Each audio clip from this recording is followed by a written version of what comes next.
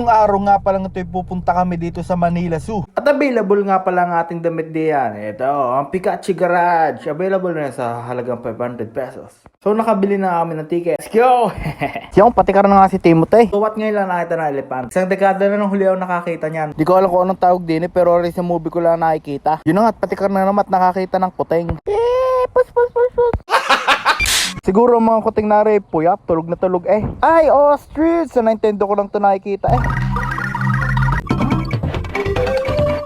So yun na nga, kami papunta na din eh sa mga kalapatay. Sa ganda ng kalapati din eh, may puti ang ulo, may mahaba ang tuka, madami pang iba.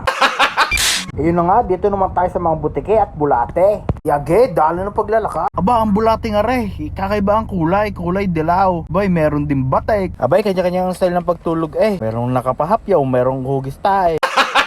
Kaya tukot-tukot na yari na nadali ni Kabuk. Damn! Eh siya, kami muna pupunta din eh, sa Butterfly Park. Abay, kataba nga naman ang utak ng mga are. Ang patay na butterfly, ginawang arts eh. Ilalambing muna ng pahapyaw at malaki na ang gastusin. At dito nga kami kumain sa Sizzling Manila, guys. At pagkatapos nga namin kumain, nakita kami dito ng playground. Nako, yari na naman. Nako, yan nga, sinasabi ko. Yari na, nako. Kaya nga, pinasok na ni Timothy. Pagkakatuwa nga naman batang are. Maya-maya pa'y dinaling na din ni my love. Kalaki-laki na, pandali pa ng pagpapadulas din eh. Pagkakatuwa, pagkakalalim nga naman iniisip na re. Lang tulala. Nako, pagkakapugay. Ay kapug, gabi na. Ay wala pa din kapagod-pagod. Masakit ng paa namin. Pandali pa ng patakbo-takbo. At sa paglalakad namin, boy, gising na mga kuting. Pagkakakyaw. Yeah.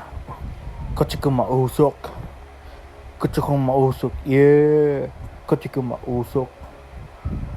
mausok. Yeah. Pag ang kotse ko ay umandar, magtakip ka ng ilong.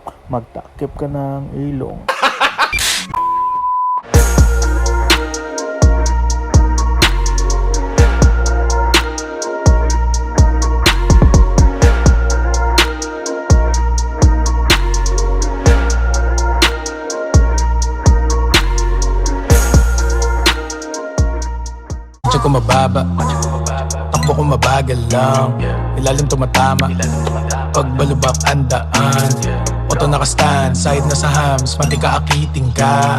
Mga tumingin, bali-aliig, malaharakiri. Parang nabibitin ba, pwede pa to'y sagad. Prefer ko na fit, naka-fender to lip para humalik na sa lapag.